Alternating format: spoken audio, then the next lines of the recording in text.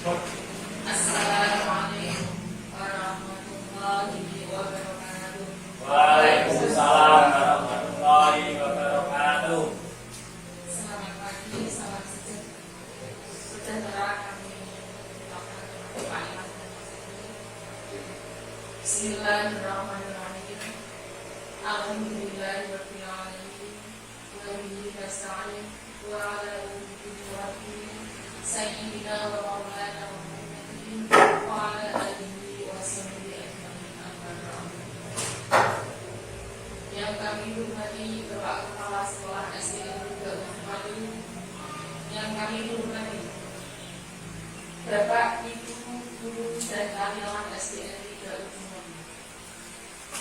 Sebelum acara pada pagi hari dimulai, mari kita mengucapkan puji syukur kepada Allah Subhanahu wa Ta'ala bahwasanya kita semua pada siang hari ini masih diberi kenikmatan berupa kesehatan sehingga kita semua bisa mengikuti acara desiminasi budaya positif.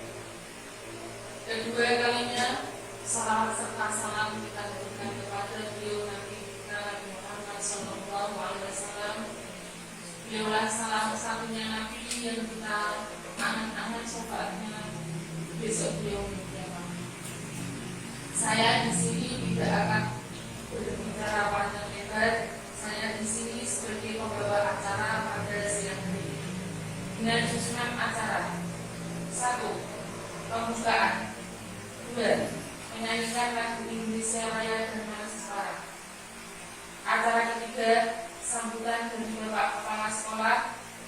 Acara keempat, penyampaian materi. Acara kelima, penutup. Memasuki acara yang pertama, pembukaan. Marilah acara pada siang hari ini kita buka dengan bacaan basmalah bagi yang beragama Islam dan bagi yang beragama Islam kami menyesuaikan. Mari kita hantarkan Allah hadiah. Bismillahirrahmanirrahim. Terima kasih. Acara yang kedua, menyanyikan lagu Indonesia Raya dan Marsi Semarang. Hadirin, mari bersama.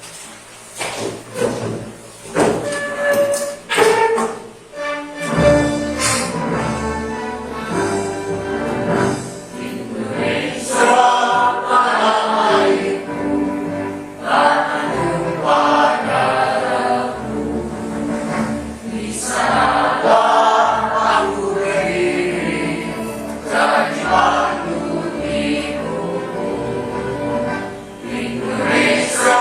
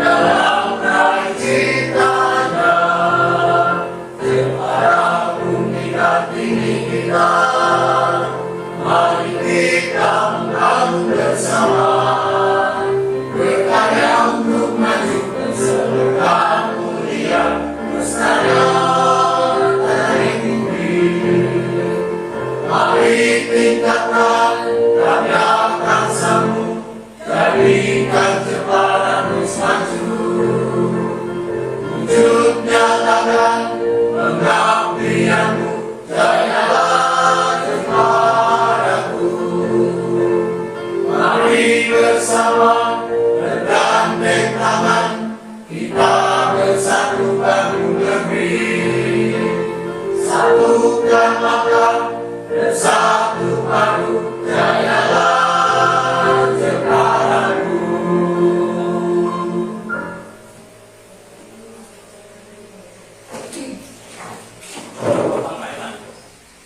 Memasuki acara yang ketiga, sambutan dari Bapak Kepala Sekolah, beliau Bapak Srianto SPT, kami persilakan.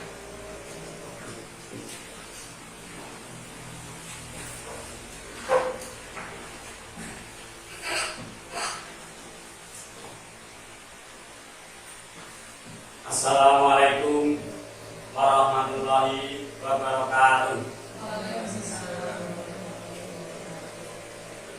Selamat pagi, salam sejahtera untuk kita semuanya. Bapak, Ibu, Guru yang saya hormati, pertama, mari kita senantiasa memanjatkan puji syukur kehadirat Tuhan Yang Maha Esa, Allah Subhanahu wa Ta'ala, atas karunia nikmat-Nya, sehingga pada kesempatan siang hari ini kita bisa mengikuti acara diseminasi budaya positif yang diselenggarakan di SD 374 ini. Untuk selanjutnya, mari Bapak Ibu Guru semuanya, kita menyadari bahwa perkembangan pendidikan di Indonesia ini hendaknya dari tahun ke tahun semakin maju dan terus berkembang. Kita selaku guru mau tidak mau harus mau menerima perkembangan, kemajuan teknologi dan menerima kemajuan dan perkembangan teknologi khususnya dalam dunia pendidikan, di mana saat ini yang sedang kita ikuti adalah pelaksanaan kurikulum merdeka. Sehingga mari Bapak Ibu semuanya mempersiapkan diri untuk bisa mengikuti, mendalami apa saja yang terlaksana di dalam kegiatan. Untuk itu pemerintah juga menunjukkan dalam melaksanakan kurikulum merdeka ini supaya bisa cepat tersampaikan kepada kita semuanya, yaitu melalui program guru penggerak dan program pengajar praktek. Program guru penggerak dan program pengajar praktek yang saat ini sudah sampai pada angkatan 10. Jadi masing-masing ada waktu Bapak Ibu Guru nanti bisa mengikuti kegiatan program ini. Ini harus kita mau nggak mau, kita harus bisa mengikuti kegiatan ini. Dan saat ini pada kesempatan pagi hari siang hari ini kita bersama mengikuti diseminasi budaya positif yang akan disampaikan oleh salah satu Bapak Guru kita yang ada di SD 3 Ujung Latiu, Bapak Antonius Iwan Romanto, yang akan menyampaikan diseminasi sebagai bagian dari pelaksanaan calon guru penggerak. Dan ini diharapkan nanti ke depannya Bapak Ibu Guru yang ada di SD ini semua bisa mengikuti kegiatan ini.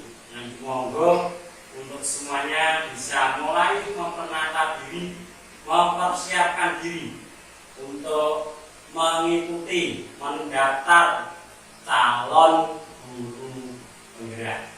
Nah, ini maupun pengajar praktek. Saya kira itu yang perlu saya sampaikan.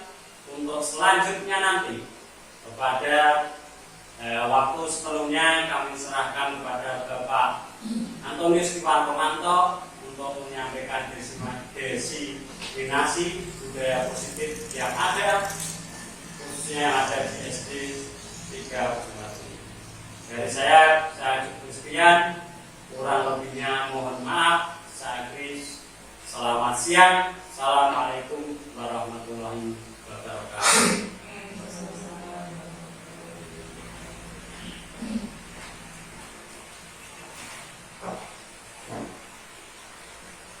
Terima kasih atas sambutan dari Bapak Utang.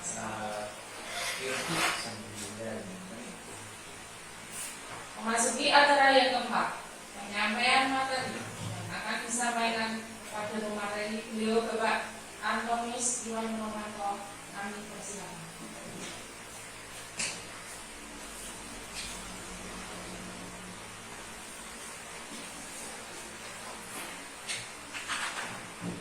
Selamat siang Bapak Ibu semua. Siang. Ya, terima kasih yang diberikan pada saya. Seperti yang disampaikan Bapak Kepala Sekolah bahwa saya di sini adalah calon guru penggerak angkatan 9 Kabupaten Jepara. Saya akan menyampaikan desiminasi budaya positif karena ini adalah salah satu syarat yang harus ditempuh oleh calon guru penggerak untuk memenuhi tugas kami.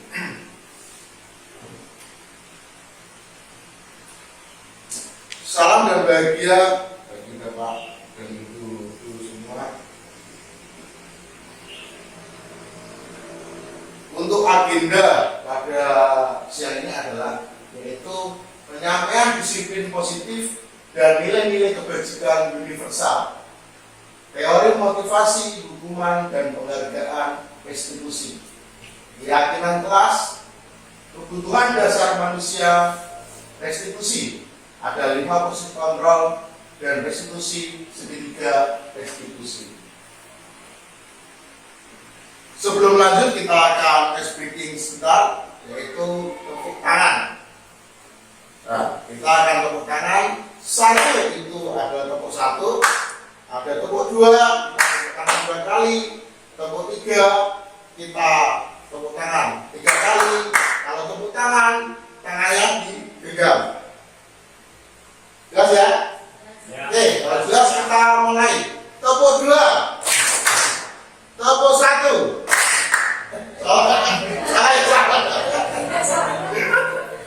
Oke, 2, tepuk 2, tepuk 3, tepuk tangan. Ya.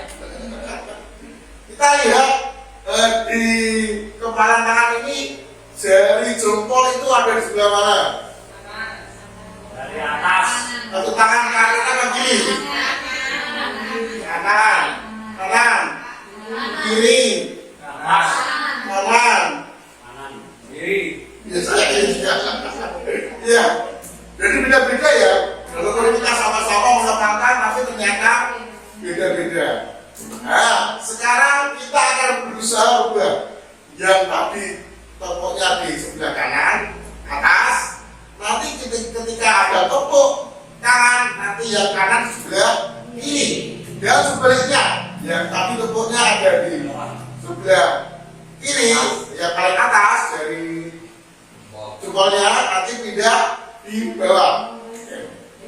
Bisa ya? Ya, coba. Tepuk 2, tepuk 1, tepuk 2, tepuk 3, tepuk tangan. Gimana? Bisa. Tapi mudah apa sulit kira-kira?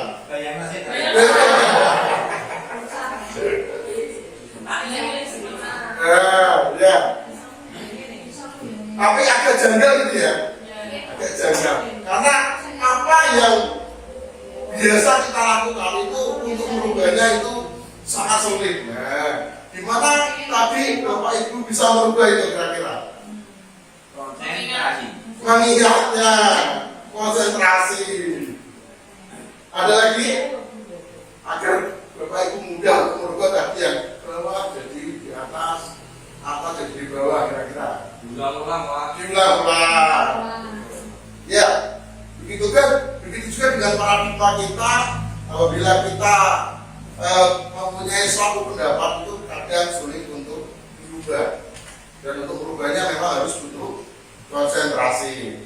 Mengulang lagi, oke? Ya. Tempo 1, tempo 2, tempo 3, tempo tangan. Gimana?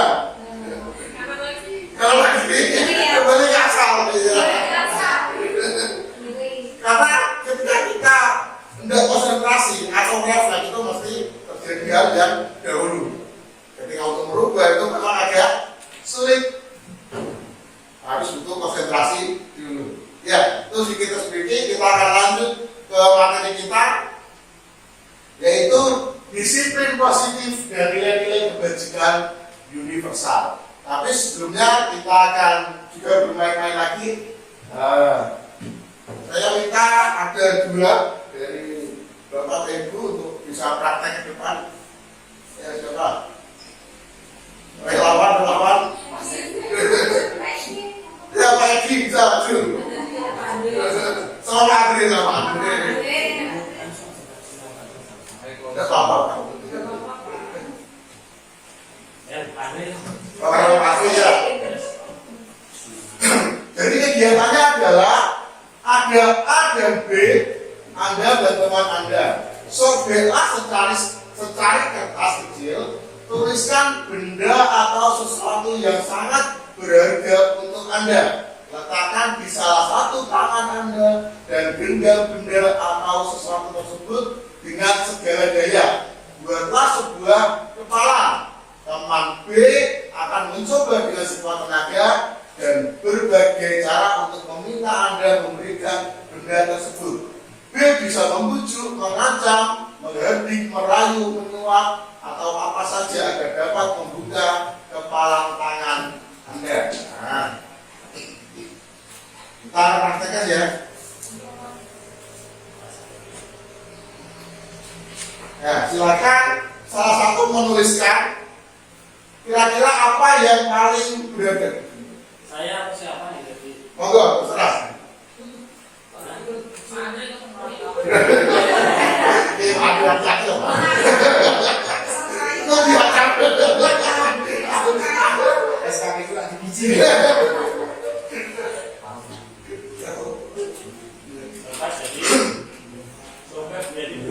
Ya, ini adalah sesuatu yang paling berharga bagi pasti, dan ini akan disimpan dan akan mencoba diambil oleh Bapak Andre. Bagaimana agar Bapak Andre bisa mendapatkan hal atau sesuatu yang paling berharga dari Pak Sri. Dan Pak Sri akan menyembunyikan dengan sekuat tenaga. Silakan. Coba dari 2, satunya saya simpan. Saya genggam. Yang satunya. Terima kasih. Lanjut.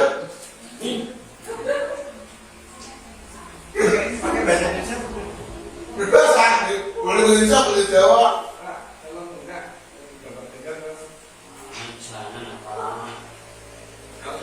Kalau itu saya yang buka.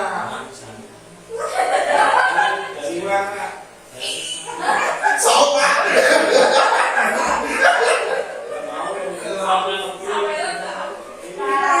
Ini pesan dari Nanti tak boleh bilangin ayam pun lah. boleh. Pokoknya nggak boleh. Apapun yang kita ini. Paksa Pak buka ya. Bukan. Nggak boleh Pak. Saya nggak boleh. Nanti walaupun sampai aku nggak boleh. Karena pesen simpan dengan baik Pak. Saya pengen itu apa itu? Isinya apa sampai kita tahu. Ya, nggak usah tahu masih kecil belum saatnya tahu.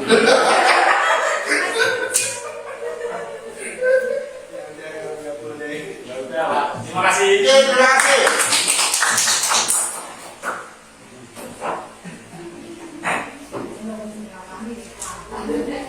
Ya, dari praktek yang sudah dilakukan tadi, pertanyaan adalah, apakah Anda membuka kepalan tangan Anda?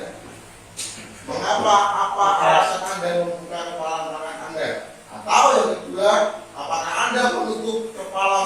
Anda. Mengapa? Apa alasannya? Monggo dari Mas Ri tadi.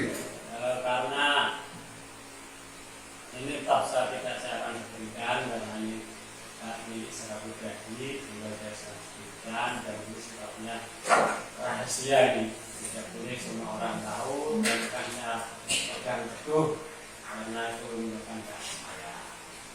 Nah, itu alasannya kenapa sampai sesuatu yang paling berharga tadi tidak boleh diminta oleh Bapak Andre. Nah, dalam kegiatan ini sesungguhnya siapa yang memegang kendali atau kontrol untuk membuka atau menutup kepalan tangan? Siapa?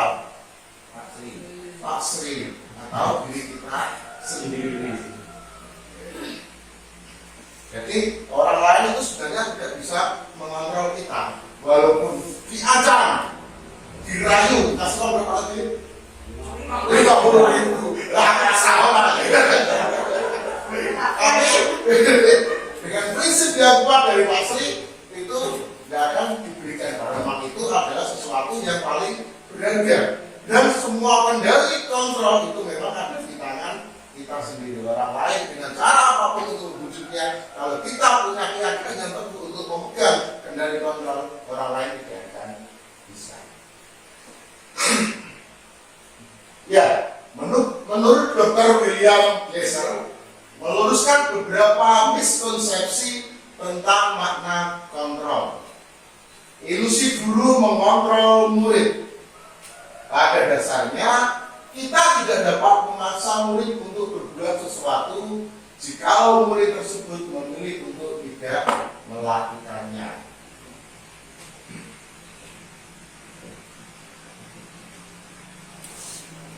Yang kedua yaitu masih tentang meluruskan miskonsepsi tentang makna kontrol, yaitu ilusi bahwa semua penguatan positif, efektif dan bermanfaat. Penguatan positif atau bujukan adalah bentuk-bentuk kontrol.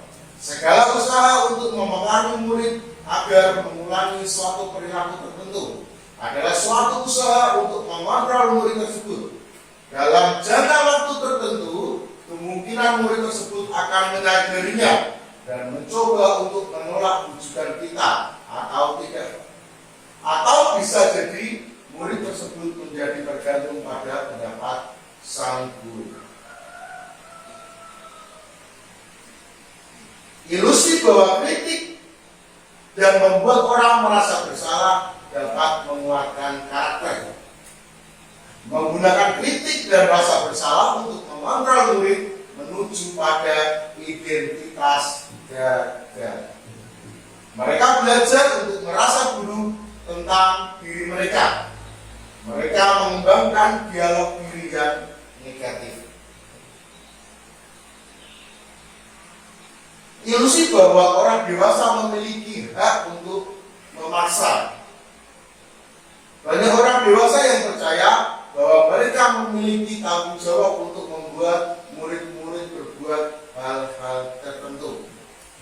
Karena kita sering ya merasa bahwa kita itu bisa mengontrol murid. Tapi ketika nanti akan belajar sampai selanjutnya, paradigma itu mungkin akan berbeda lagi. Bagaimana seseorang merubah paradigma dari stimulus respon kepada pendekatan teori kontrol?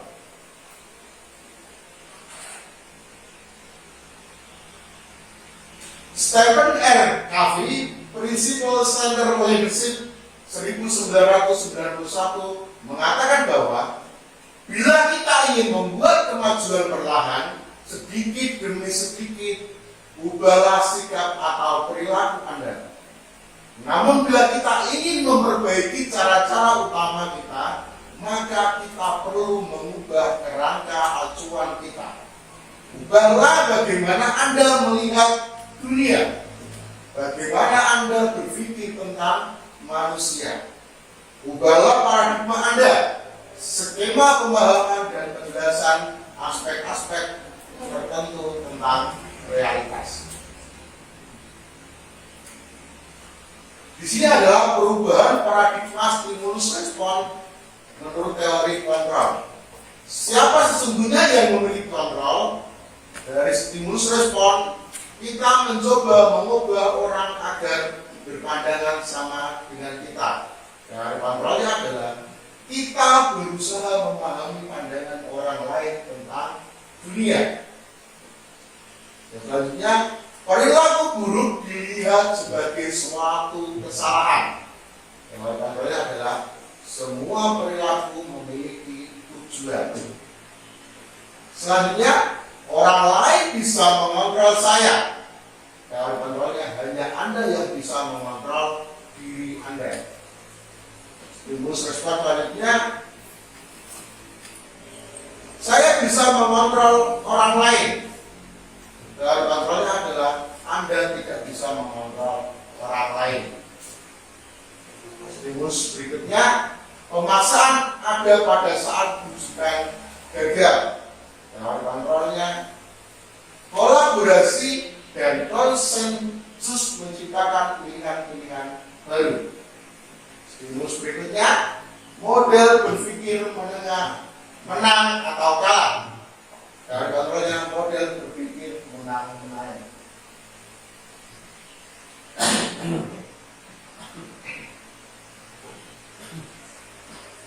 Ketika mendengar kata disiplin, apa yang terbayang di benak kita? Ayo, kita mulai disiplin. Kira-kira apa yang terbayang di benak kita? Aturan. Ada lagi? Hukuman, laksanakan. Perintah. Ada lagi? Ya. Kalau itu selanjutnya adalah kebanyakan orang akan menghubungkan kata disiplin dengan tata tertib, teratur, dan kepatuhan pada peraturan. Kata disiplin juga sering dihubungkan dengan hukuman. Padahal itu sungguh berbeda. Karena belajar tentang disiplin positif tidak harus dengan memberi hukuman. Justru itu adalah salah satu alternatif terakhir dan bila perlu tidak digunakan sama sekali. Apakah makna disiplin? Berasal dari bahasa Latin disiplina yang artinya belajar. Makna asal dari kata ini berkonotasi dengan disiplin diri dari murid-murid Socrates dan Plato. Disiplin diri membuat orang menggali potensinya menuju sebuah tujuan apa yang dihargai. Namun dalam budaya kita, makna kata disiplin telah berubah menjadi sesuatu yang dilakukan seseorang pada orang lain untuk mendapatkan kepatuhan. Kecenderungan umum adalah menghubungkan kata disiplin dengan ketidaknyamanan. Nah, kita mendengar disiplin itu berpikirnya tapi tidak nyaman. Bukan dengan apa yang kita hargai atau pencapaian suatu tujuan mulia.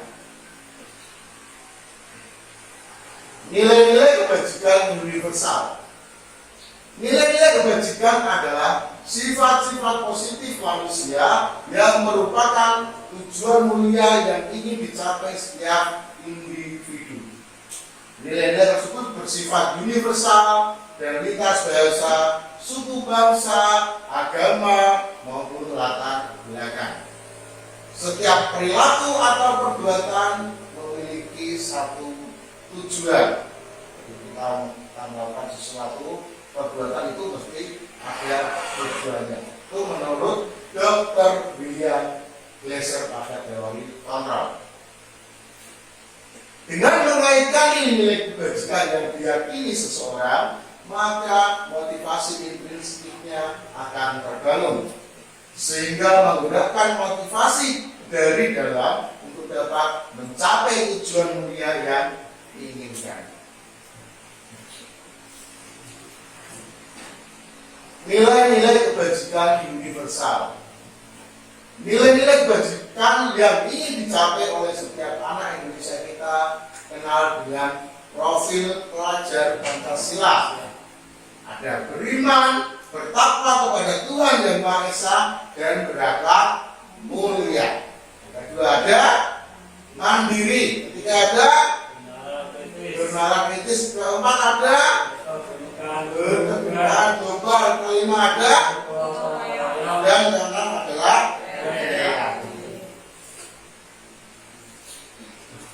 teori motivasi hukuman dan keadaan restitusi. Teori motivasi perilaku manusia. 1. Untuk menghindari ketidaknyamanan atau hukuman. Apa yang akan terjadi apabila saya tidak melakukannya? Itu adalah motivasi dari eksternal. Yang kedua, untuk mendapatkan imbalan dari orang lain atau institusi.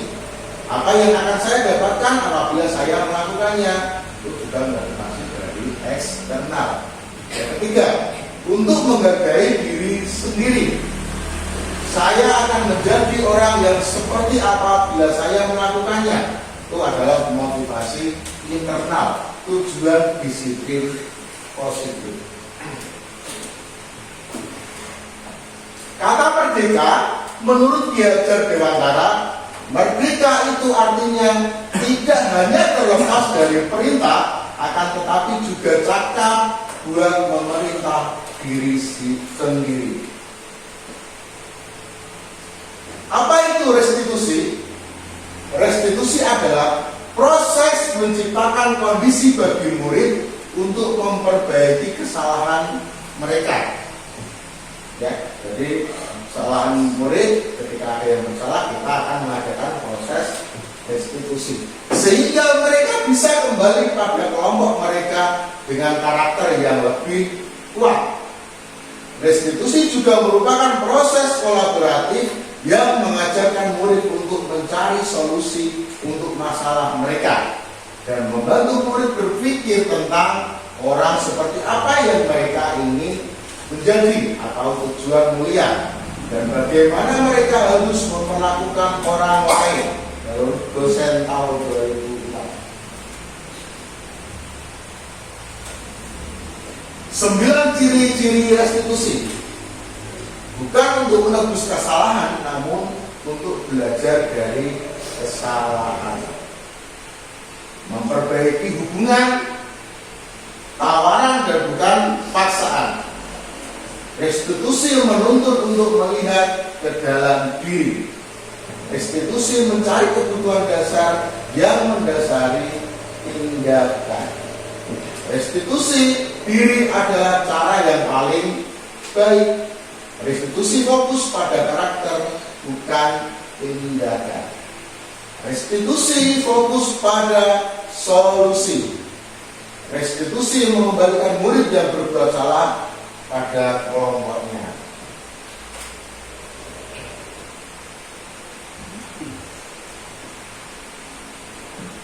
Dihukum oleh penghargaan. Alficon, Punished by Reward, 1993, wawancara AICD Annual Conference Maret 1995 mengemukakan baik penghargaan maupun hukuman adalah cara-cara mengontrol perilaku seseorang yang menghancurkan potensi untuk pembelajaran yang sesungguhnya. Menurut Kahn, secara ideal tindakan belajar itu sendiri adalah penghargaan sesungguhnya. Jadi selama ini kita menganggap penghargaan itu adalah hal yang baik, tapi menurut Alficon itu justru akan menghancurkan potensi untuk pembelajaran yang sesungguhnya.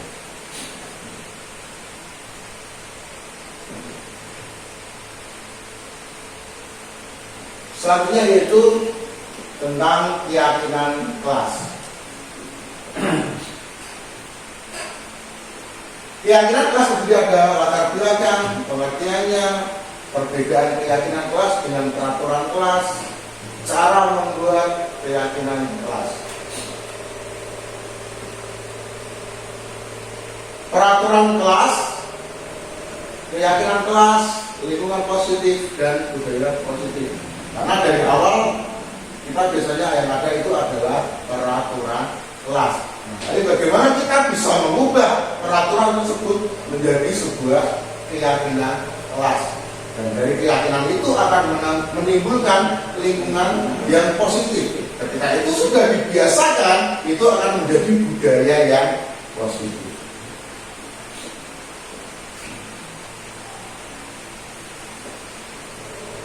Keyakinan kelas merupakan bagian awal dari budaya positif. Sebagai langkah awal untuk penerapan budaya positif, bisa dilakukan dengan membuat kesepakatan kelas. Dalam pelaksanaannya harus melibatkan peserta didik.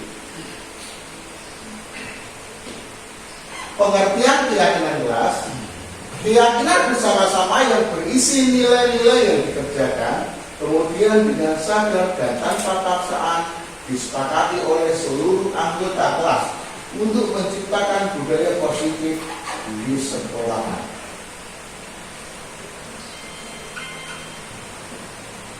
Mengapa harus keyakinan kelas? Mengapa bukan peraturan kelas? Keyakinan kelas untuk mendukung motivasi diri dari intrinsik, kembali ke nilai-nilai, keyakinan pada diri seseorang, karena keyakinan tadi lebih menggerakkan seseorang daripada sekedar mengikuti peraturan-peraturan. Cara membuat kesepakatan kelas biasanya dilakukan di awal pembelajaran atau ketika habis kenaikan ketemu dengan siswa-siswa yang baru, kita membuat namanya kesepakatan kelas dan dilakukan bersama dengan muridnya. Yang kedua yaitu membuat forum diskusi untuk mengungkapkan keinginannya dalam pembelajaran di kelas. Peserta didik menuliskan harapannya pada kertas. Ketika kita sudah ajak diskusi murid kita, kira-kira apa keyakinan kelas atau apa yang ingin diyakini di kelas kita, nanti peserta didik akan menuliskan harapannya pada sebuah kertas dulu. Atau awalnya membuat peraturan kelas, boleh dibuat peraturan dulu. Dari peraturan itu akan diubah menjadi nilai-nilai positif atau keyakinan. Mengelompokkan nilai-nilai positif yang serupa. Jadi apabila ada keyakinan dua atau tiga yang sama, itu akan dikelompokkan menjadi satu. Selanjutnya kita akan mencoba ya praktek membuat kesepakatan kelas. Yuk anak-anak, kita akan di hari ini kan kita baru masuk, kita akan membuat keyakinan kelas kita, gitu ya. Nah, kira-kira apa yang mau diusulkan untuk salah satu keyakinan kelas kita? Yang melanggar PR, Mulan. Nah, satu dari Andre. Yang tidak mengerjakan PR pulang. Mulan. Mengajar. Oh, mengajar. Pulang, mengajar.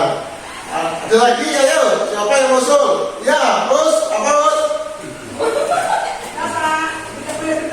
Tidak boleh bertengkar. Oke. Ada lagi? Mengawali dan dengan berdoa.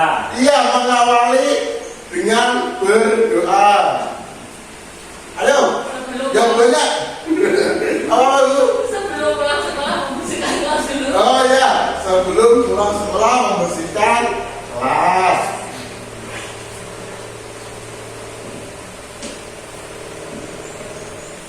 Memimpin yang bergantian, memimpin doa secara bergantian. Iya, memimpin doa secara bergantian. Bisa tulis.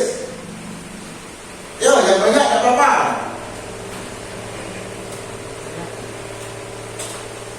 Ada lagi? Yang terlambat sekolah dihukum, Pak. Yang terlambat sekolah dihukum. Gak apa-apa. Diberi sanksi. Diberi sanksi. Apa lagi? Nah, tidak boleh membuang sampah dalam sholat. Berasa sholat yang berusaha. Oh, laci ya. Ya, dalam laci meja. Apa lagi? Tidak boleh makan di kelas, Pak. Tidak boleh makan di kelas. Ayo, apa lagi?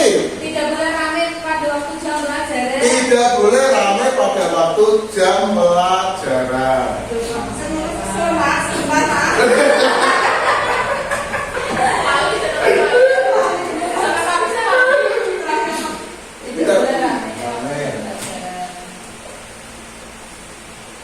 Ada lagi? Mengerjakan tugas tidak boleh mencontek.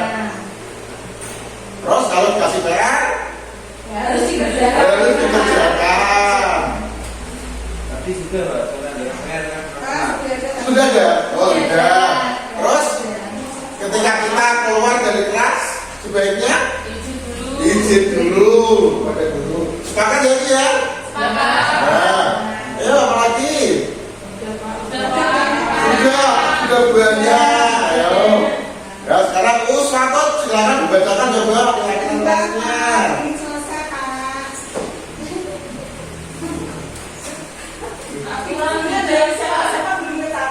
Nggak usah, ada apa-apa. Oke, yang penting kita sepakati. Satu dulu, tidak mengerjakan. Sanksinya mengajar. Yang mengajar. Gimana kalau? Oh, dari Andre. Ya, Mengerjakan 2 kali saja, jangan 1 kali. mengerjakan mengulangi. Nah, mengerjakan PR ya ulangi lagi ya. Ya, itu pengen minggu. Orang ada pisan ya, ada pengen minggu. Oh, alpha double ini. Kebanyakan itu Banyak kan? Mungkin kesel ya kalau nggak ya.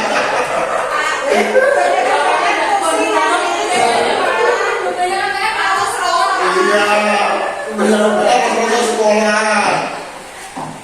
Nah, kita sepakat gimana? Nah, gimana kalau kita ubah dari hukuman-hukuman tadi menjadi sebuah sesuatu yang positif, misalnya mengerjakan apabila ada tugas harus dikerjakan dengan baik. Ya, seperti itu kan sudah mencakup semuanya.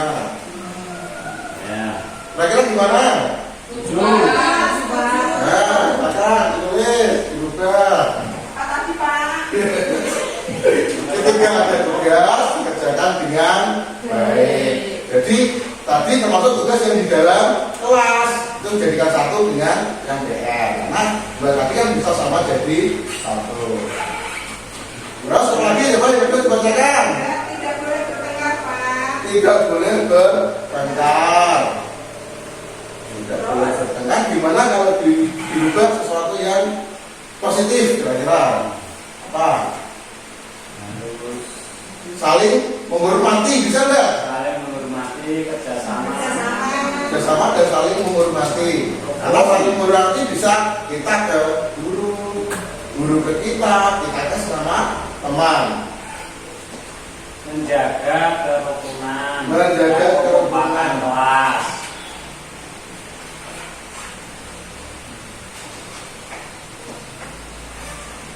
Terus yang ketiga, Wah, lagi tiga. Mengawali dan mengakhiri dengan berdoa. Yang Setuju? positif ya. Nah, secara bergantian Pak. Gantian. Mau jadi ketua toh. Gantian Pak. Nah, terus selanjutnya kelas. Ya. Bisa ya? Sepakati ya? Ya. Oke. Selanjutnya. Pak, jika tidak ada yang tidak melakukan hal yang disebutkan tadi, apakah ada sanksi atau tidak? Ya, maunya seperti apa kira-kira anak-anak? Mau disanksi apa tidak? Yang penting kita sepakati bersama. Dan apabila ada sanksi itu tidak dilakukan secara keberatan bunuh, tapi sesuai dengan apa yang kita sepakati dari anak-anak sendiri. Nah, kira-kira maunya seperti apa? Ayo. Ya, langsung sini untuk kepenaan itu Pak. Kepenangannya ada bentuknya. Iya, boleh silakan. Yang penting semua itu disepakati dari anak-anak semua. Jadi Pak Guru tidak memaksa. Orang KPN harus melayu ukur lapangan berlimo. Nah, tidak seperti itu. Tapi kita sepakati secara bersama. bersama, kira-kira seperti apa artinya? Membersihkan kelas, Pak. Mau bersihkan kelas. Apa dia bagaimana tadi? Lu tadi kan memang sebelum pulang sekolah membersihkan kelas. Ya, ya. Jangan bengkel. Ya. Sanksinya dari semua itu peraturan. Melanggar peraturan, kira-kira sanksinya apa? Ayo dicoba apa? Tiket sendiri. Membersihkan kamar mandi, Pak. Kamar mandi. Iya, Pak. Kira-kira kalau ada yang terjadi itu nanti membersihkan kamar mandi di tempat yang lain apa tidak? Ya. Itu membuat kita jadi seseorang yang apa ya? Minder apa tidak kira-kira? Nah, kalau gitu berarti kan kurang cocok. Iya, Pak. Di depan kelas, Pak.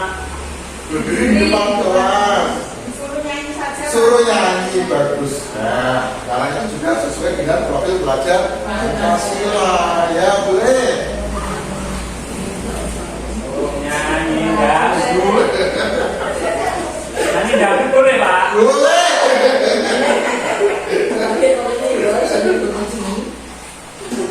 Ya, yang selanjutnya apa tadi? Memimpin doa start kejadian, Pak. Ya, tadi sudah sama ya. Ya, sama. Yang satu, Terlambat sekolah dihukum. terlambat sekolah tadi dihukum. Hukumannya apa? Kembali lagi hukumannya adalah menyanyi karena yang sudah kita sepakati. Ya, apa lagi? Tidak boleh membuang sampah di laci meja.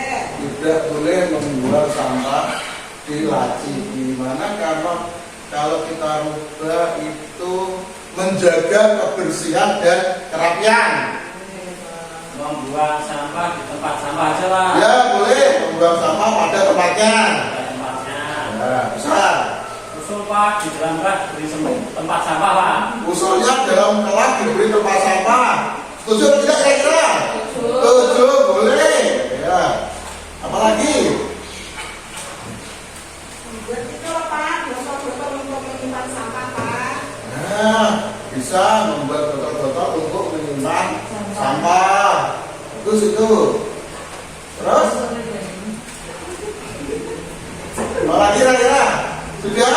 Sudah, Pak. Sudah cukup? Iya, dari semua keyakinan yang ada itu kita sepakati bersama ya, sepakat ya. Nah, kalau nanti melakukan sesuatu kesalahan dan dapat sanksi, kira-kira jujur atau tidak, benar atau tidak? Ya, kalau tidak itu kita sepakati bersama. Nanti saya bantu ketik dan akan ditambah di dalam kelas. Itu ya. Oke, terima kasih.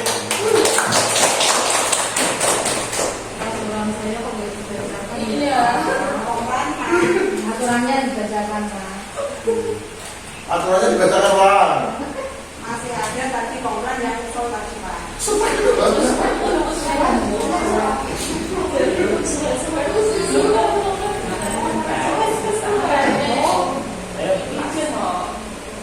Ya, kita lanjut ke kebutuhan dasar manusia.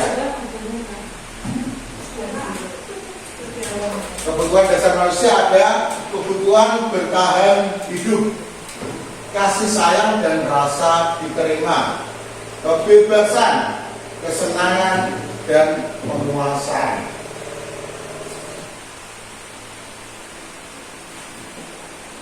Satu, kebutuhan bertahan hidup. Kebutuhan yang bersifat fisiologis untuk bertahan hidup, misalnya kesehatan, rumah, dan makanan. Yang kedua, kebutuhan kasih sayang dan rasa diterima, kebutuhan untuk diterima. Kebutuhan untuk disayangi dan diterima meliputi kebutuhan akan hubungan dan koneksi sosial, kebutuhan untuk memberi dan menerima kasih sayang, dan kebutuhan untuk merasa menjadi bagian dari suatu kelompok.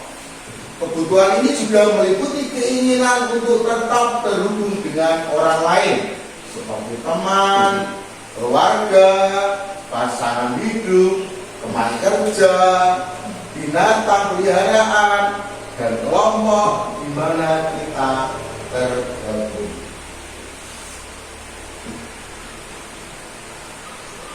Yang ketiga, kebutuhan penguasaan atau kebutuhan pengakuan atas kemampuan. Kebutuhan ini berhubungan dengan kekuatan untuk mencapai sesuatu, menjadi kompeten, menjadi terampil, diakui atas prestasi dan keterampilan kita, didengarkan dan memiliki rasa harga diri.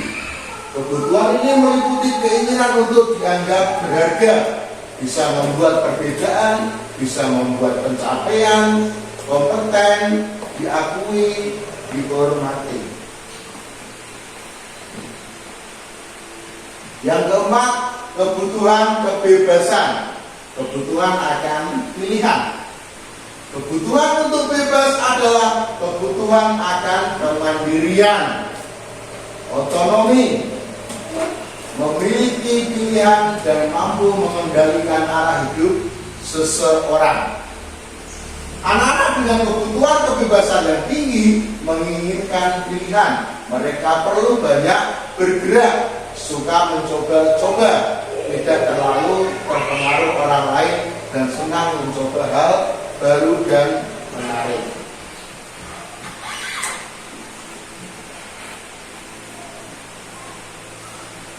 Yang kelima, kesenangan atau kebutuhan untuk merasa senang.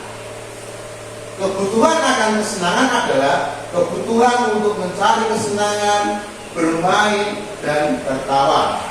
Bayangkan hidup tanpa kenikmatan apapun betapa menyedihkan. Glaser menghubungkan kebutuhan akan kesenangan dengan belajar. Anak-anak dengan kebutuhan dasar kesenangan yang tinggi biasanya ingin menikmati apa yang dilakukan. Mereka juga bisa berkonsentrasi tinggi saat mengerjakan hal. 5. Posisi kontrol.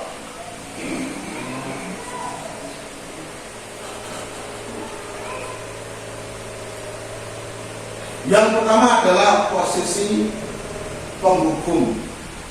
Seseorang penghukum bisa menggunakan hukuman fisik maupun verbal. Verbal itu misalnya ejekan ke anak.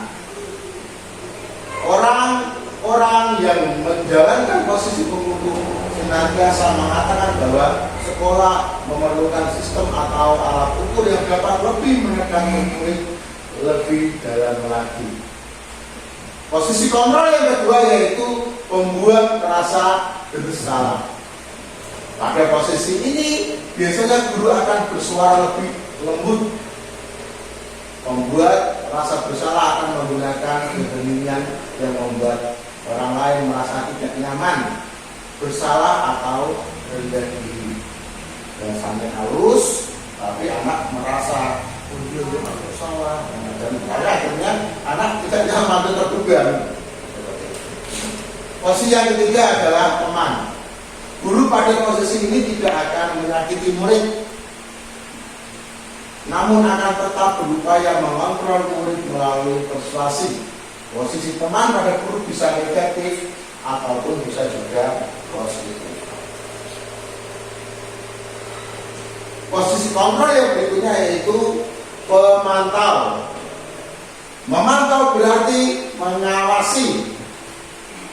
Pada saat kita mengawasi, kita bertanggung jawab atas perilaku orang-orang yang kita awasi. Posisi pemantau berdasarkan pada peraturan-peraturan dengan konsekuensi. Dengan menggunakan sanksi atau konsekuensi, kita dapat memisahkan hubungan pribadi kita dengan murid sebagai seseorang yang menjalankan posisi pemantau. Posisi yang kelima adalah manajer. Manajer adalah posisi di mana guru berbuat sesuatu bersama dengan murid, mempersilakan murid mempertanggungjawabkan perilakunya, mendukung murid agar dapat menemukan solusi atas permasalahannya sendiri. Dari 5 posisi ini, kira-kira kita itu ada di bagian yang mana? Apakah ada di penghukum? Kira-kira pernah jadi penghukum? Tidak pernah. Pernah ya? Nah, ucapannya aku, waktu pendukung karena belum disepakati. Pembuat merasa bersalah. Pernah? Nah, Kira-kira? Pernah juga. Menjadi teman? Pernah juga. Menjadi pemantau?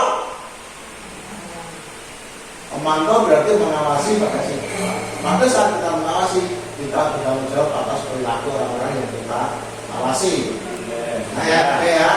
Dan terakhir posisi manajer, apakah kita sudah sampai di sana? Posisi dimana guru berbuat sesuatu bersama dengan murid. Nah, jadi murid diajak berbicara. Kira-kira kamu yang kamu lakukan itu benar apa salah? Nah, kamu benar. Karena kamu salah berarti kamu harus gimana? Pernah? Kira-kira? pernah juga. Pernah juga. Tapi kalau kita kasih rem, kira-kira kita lebih dominan di bagian mana? Apakah berhukum, membuat baca bersalah, pemantau atau manajer? Penghukum, ya. Anda diakui atau tidak diakui, kita sering menjadi seorang penghukum. Jujur saya sendiri juga seperti itu. Tapi dengan materi yang ada, gimana kita bisa merubah paradigma kita dari menjadi seorang penghukum, kita bisa memposisikan diri kita menjadi seorang manajer. Manajer adalah posisi di mana guru berbuat sesuatu bersama dengan murid, mempersilahkan murid mempertanggungjawabkan perilakunya. Kalau ada guru yang salah, murid yang salah, berarti murid diajak bicara dengan baik-baik. Mereka ditanya, kira-kira apa yang kamu lakukan itu salah apa tidak? Nah, kamu memang itu merasa salah, berarti kedepannya harus seperti apa? Itu adalah seorang manajer.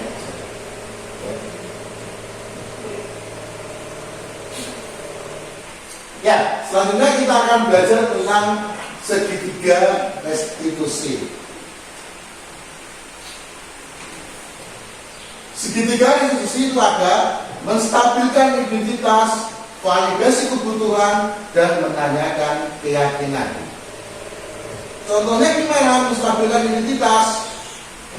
Ketika murid salah, itu kita yang pertama tadi duduk bersama dengan murid, kita tanyai dan kita kuatkan murid, karena murid kalau merasa bersalah itu mesti akan merasa takutan. Nah, bagaimana kita bisa menstabilkan kondisi murid yang ketakutan? Itu dengan cara kita omongin, setiap orang pasti pernah melakukan kesalahan, tidak kamu saja, teman-teman juga pernah merasa bersalah, bahkan bapak ibu guru juga pernah bersalah. Bukan satu-satunya yang pernah melakukan ini. Terus setelah itu baru kita memvalidasi kebutuhan. Kebutuhan apa yang kamu melakukan seperti ini? Kamu tentu punya alasan mengapa kamu melakukan itu. Adakah cara yang lebih efektif untuk mendapatkan apa yang kamu butuhkan? Lalu baru kita ke tahap yang ketiga, menanyakan keyakinan. Kira-kira kamu yang kamu lakukan tadi itu sudah sesuai dengan nilai-nilai yang kita sepakati kita belum? Nah, belum, berarti harapan kamu ke depan itu akan seperti apa? Menstabilkan identitas itu adalah untuk membuat anak yang merasa gagal karena berbuat salah menjadi positif terhadap dirinya. Misalnya guru berkata, berbuat salah itu hal yang manusiawi. Tidak ada manusia yang sempurna. Bapak atau ibu guru juga buat salah. Kita pasti bisa menyelesaikan permasalahan ini. Bapak atau ibu tidak tertarik untuk mencari tahu siapa yang benar, siapa yang salah. Bapak ibu lebih tertarik untuk menyelesaikan masalah. Misalnya ada dua anak yang bertengkar, berarti yang kita ajak diskusi anak itu berarti kan dua anak. Kita tidak usah menyalahkan satu persatu, tapi kita mencarikan solusi untuk menyelesaikan masalah tersebut. Kalau kamu menyalahkan dirimu sendiri terus menerus, apakah kamu bersikap baik pada dirimu sendiri? Karena akan merasa bersalah, dia akan memposisikan diri aku bersalah. dan itu akan membuat down anak. Jadi itu kita stabilkan identitas. Selanjutnya yaitu validasi kebutuhan, membantu siswa mengenali basic need atau kebutuhan yang ingin dipenuhinya ketika melakukan kesalahan itu. Pada dasarnya setiap tindakan manusia tujuannya adalah memenuhi basic needs, apakah itu power, freedom, love, and belonging, fun atau survival. Guru berkata, kamu bisa saja kan melakukan hal-hal buruk, tapi kamu tidak melakukannya. Kamu pasti punya alasan mengapa kamu melakukannya. Apa yang penting bagi kamu? Kamu boleh tetap berusaha menjaga sikap itu, tapi tambahkan sikap yang lain, yang baru. Maukah kamu belajar cara lain untuk mendapat yang kamu butuhkan tanpa harus memukul? Ada lagi kasusnya apa ya? Apakah kamu bisa melakukan dengan lebih baik besok lagi? Yang ketiga adalah menanyakan keyakinan. Anak melihat kesalahannya dihubungkan dengan norma sosial dan nilai-nilai yang mendasari manusia berinteraksi dengan orang lain. Misalnya guru berkata, apa nilai yang kita percaya di kelas atau di sekolah kita? Nilai-nilai universal apa yang telah kita sepakati? Kelas yang ideal itu seperti apa sih? Kamu ingin jadi anak seperti apa? Apa yang kamu rasakan ketika kamu melakukan itu? Kamu menjadi orang yang seperti apa? Itu ya tahapan terakhir. Jadi ketika anak sudah mengakui bahwa dia merasa bersalah itu ditanyakan apakah sudah sesuai dengan keyakinan kelas apa belum yang sudah dilakukan. Kalau sudah berarti nanti kedepannya kamu mau yang seperti apa. Kita akan mengadakan praktek budaya positif di kelas. Saya minta rekan lagi ada kasus, silakan murid juga mengerjakan PR ya. Silakan relawan membuat skenario penyelesaian kasus secara tidak usah lama ya, dan memperagakan dengan tahapan segitiga institusi, menampilkan identitas, validasi kebutuhan, dan menanyakan keyakinan kelas. Kasusnya satu, murid tidak mengerjakan PR ya. Coba siapa? Dan salah satu jadi murid dan salah satu jadi gurunya.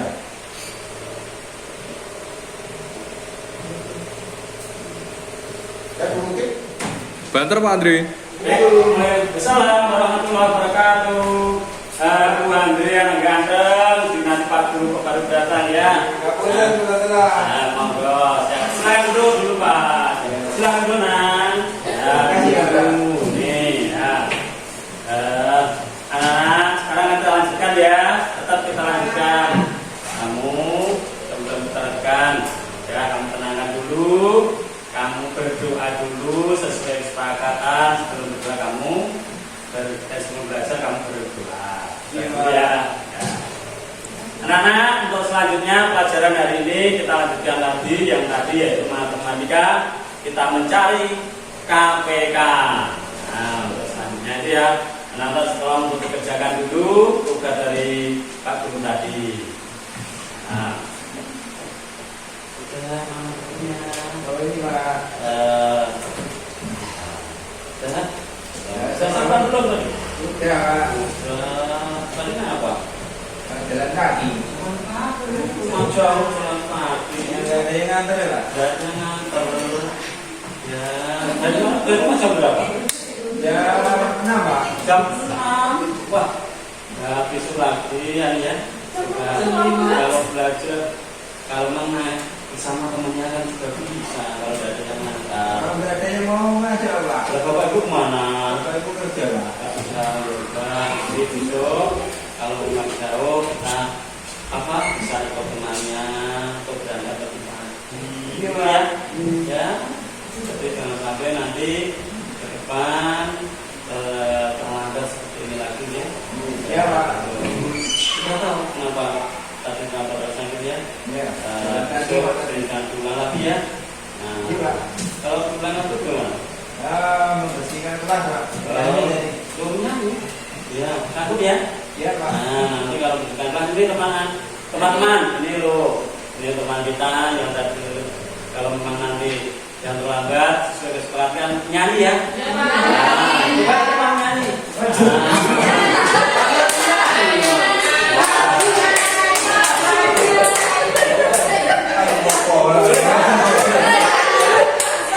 Itu hukumannya nanti nggak terlambat lagi baru dihukum. Oh, ya. Ini pertama kali ya.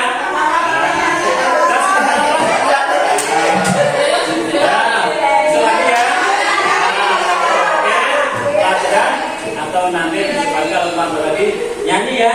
Terima kasih. Tepuk tangan dulu.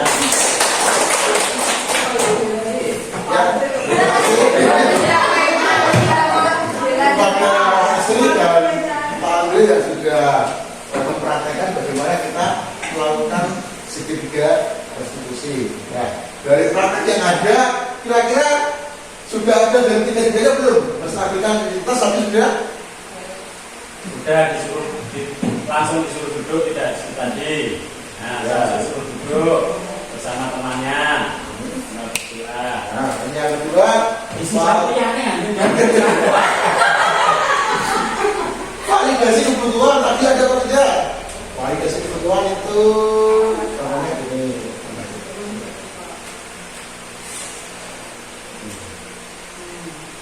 Membantu siswa mengenali, jadi nggak tahu. Misalnya kamu berkata, Alasannya. nah, Rasanya. alasannya nggak ada ya. Yang ketiga, menanyakan keyakinan tadi, tidak ada? Tidak ada ya, tadi ya, menanyakan bahwa keyakinan kelasnya itu kalau terlambat akan melayani dengan syarat terlambat juga. Sekali lagi tepuk tangan dulu. Ya, itu adalah praktek dari tentang segitiga diskusi, di mana apabila ketika ada anak yang melakukan sesuatu kesalahan, itu kita tidak langsung mengajar anak kamu itu adalah salah, kamu harus gini. Tetapi bagaimana kita bisa memposisikan anak itu dengan diajak anak diskusi, bagaimana anak itu bisa menstabilkan identitasnya. Kita tanya kebutuhan anak, kamu kenapa kok sampai terlambat? Terus menanyakan keyakinan kelas, kira-kira kamu tapi terlambat itu sudah sesuai dengan keyakinan kelas yang ada atau tidak? Kalau memang itu melanggar keyakinan kelas, berarti kamu harus bisa menerima sanksi yang ada. Sanksinya pun harus sepakati dulu bersama kelasnya. Ya, kita selesai untuk materi pada siang ini. Selanjutnya kita adalah refleksi. Silakan saya minta satu relawan. Kira-kira adakah yang berubah dari pengetahuan Bapak Ibu setelah belajar budaya positif dari ini? Bisa ada yang membantu maju memberikan refleksi? Itu sih. Dengan ada yang pemikiran berbicara.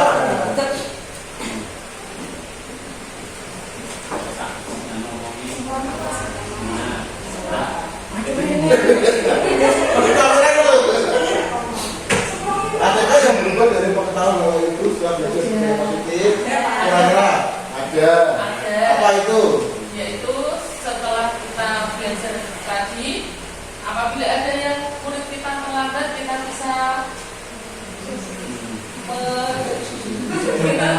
tidak ada hukuman, tidak ada hukuman buat anak kalau nanti anak melanggar aturan selama 2 kali, nanti baru anak mendapat sanksi sesuai dengan kesepakatan kelas.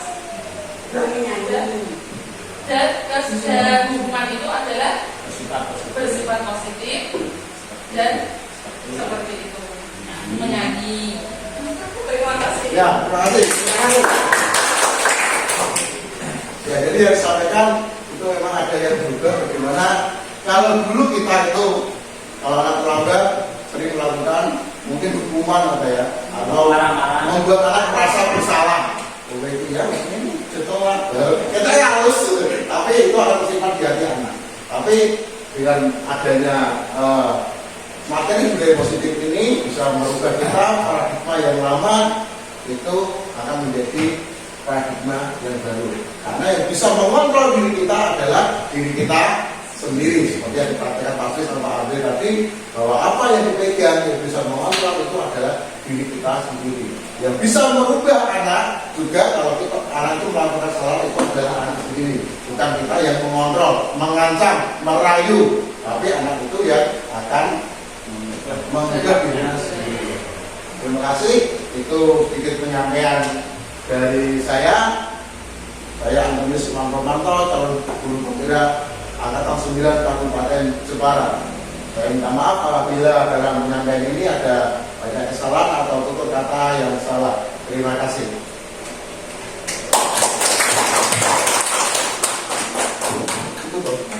Ya, selanjutnya silakan mungkin untuk menutup acara ini.